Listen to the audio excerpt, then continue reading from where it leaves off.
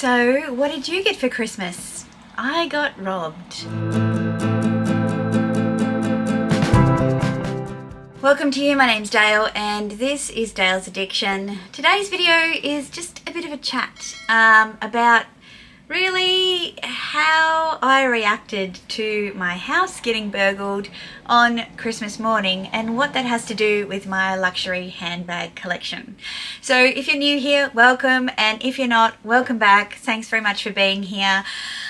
Sorry to start 2023 on such a somber note, but sometimes shit happens and I want to talk about it. So if you haven't been following me on Instagram, then you probably won't know or otherwise be informed that Christmas morning at about 3 o'clock we awoke, as we normally would as relatively oldish people, to get a drink of water in the middle of the night, and upon returning to bed found that our cameras had gone crazy and there are a lot of push notifications.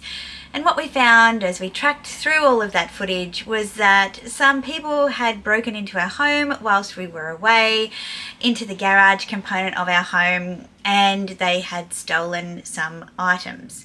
And I posted about it on Christmas morning in a bit of a bar humbug post saying, what did you get for Christmas? I got broken into, bar humbug, you know, and just kind of, I don't know, putting it out there. And a lot of people's first question was, what about your bags? You know, and I was like, oh yeah, no, the bags are fine. And I actually posted about the bags in my initial announcement on Instagram. Don't worry, the bags are safe. And then the next question was about the dogs and were the dogs okay? So thanks guys, the dogs are with us and they were absolutely fine.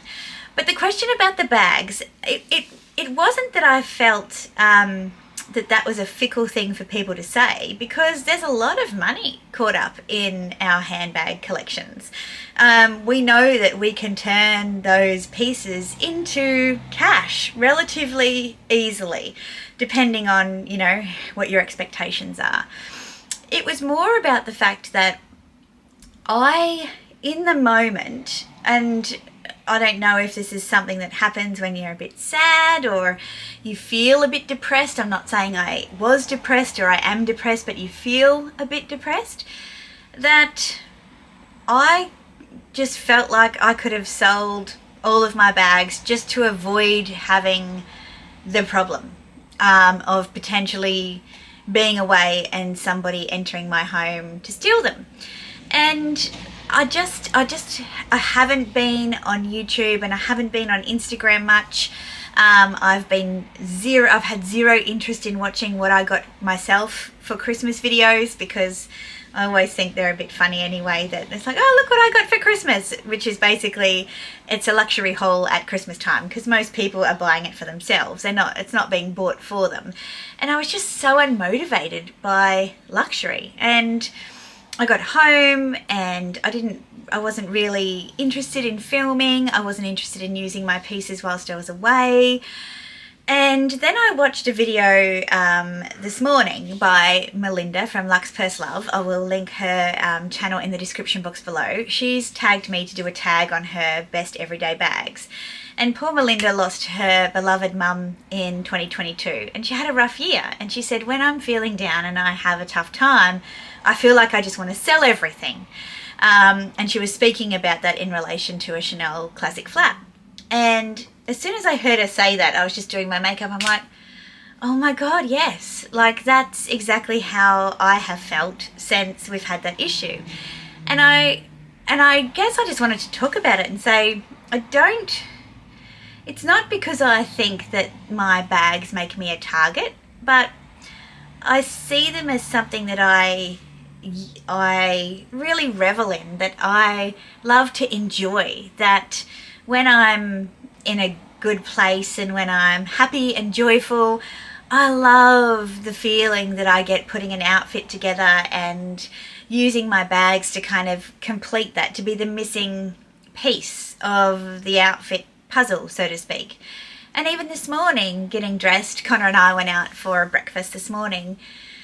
the first question he said to me was, what time and what bag are you bringing? And I'm like, I don't even know. Like, it's usually something that I would have thought about and go, oh, I really want to take that bag today, so what will I wear? I don't even know. Like, I feel like I've lost my mojo. And it's funny because I've got a couple of pieces on the way, and I am worried that they're going to arrive and I'm going to be like, ho-hum, whatever, who cares? Like, if I didn't have these things, then what would I be doing with my time in terms of my interests and hobbies? And it's had me really ponder, you know, how much time I spend enjoying this part of my life. It's, yeah, I don't know. I just, like, this is, you know, a counselling session on YouTube, but I just feel quite indifferent at the moment. It's a really weird feeling, and I'm trying to prepare for videos, and I'm trying to get excited about a new year starting and engaging with you guys, and I just feel a bit like, you know, maybe it will take these new bags to come into my collection for me to get excited about these things again. But I think like the people that broke into our house, they weren't at all put off by floodlights and security cameras and making noise. It wasn't a concern of theirs at all, and they stole something that wasn't sentimental. It had value, but like, it was next to other things that had a lot more value, and that's not what they wanted. And I don't know, it just makes you question what's important.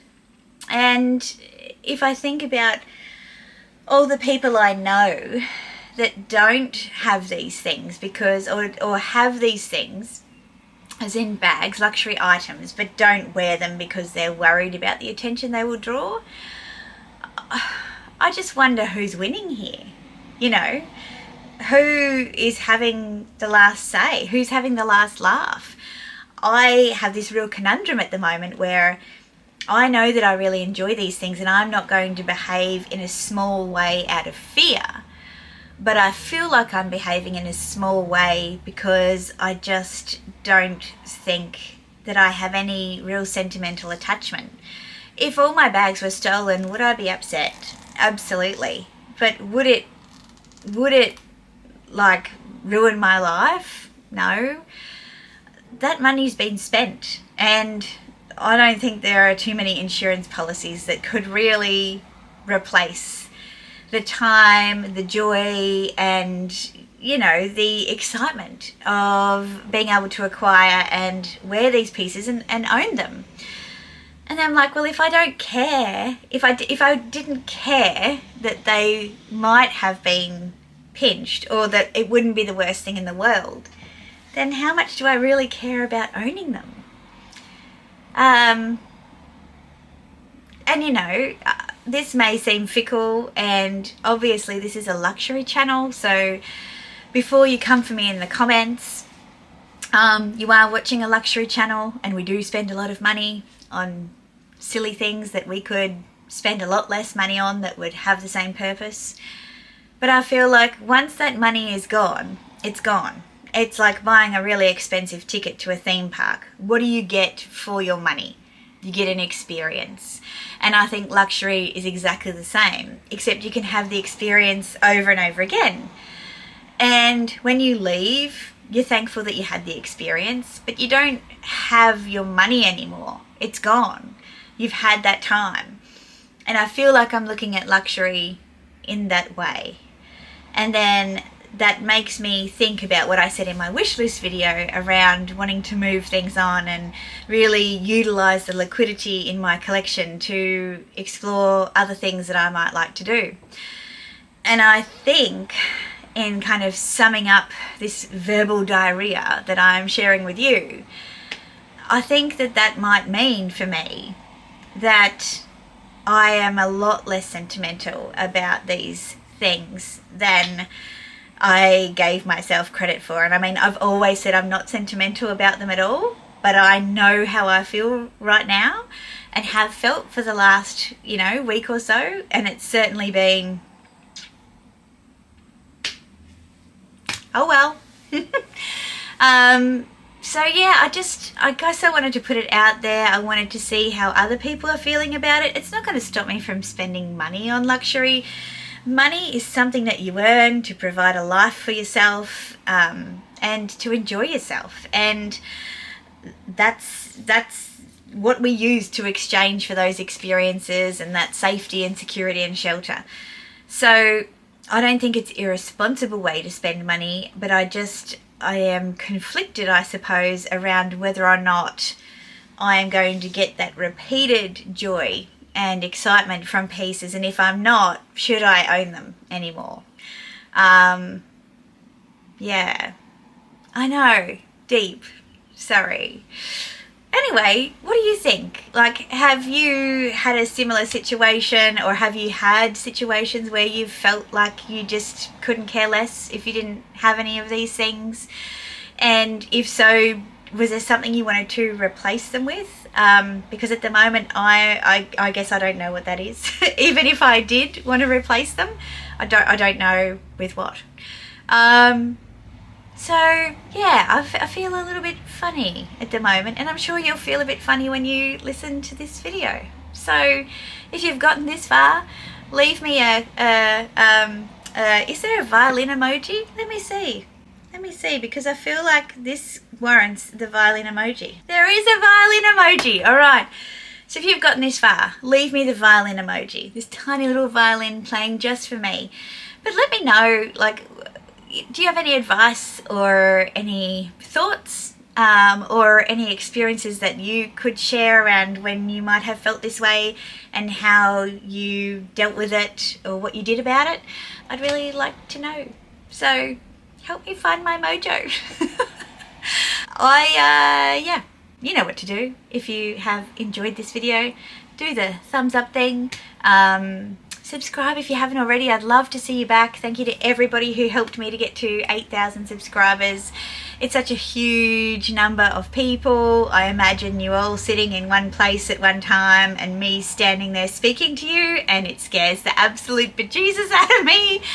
So it's not lost on me that that's wonderful. Small in comparison to some other YouTubers, but huge in terms of what I originally started out aspiring to. So thank you so much. I put out videos on Wednesdays and Sundays, and sometimes some extra ones. I would love to see you back here. Please come join me.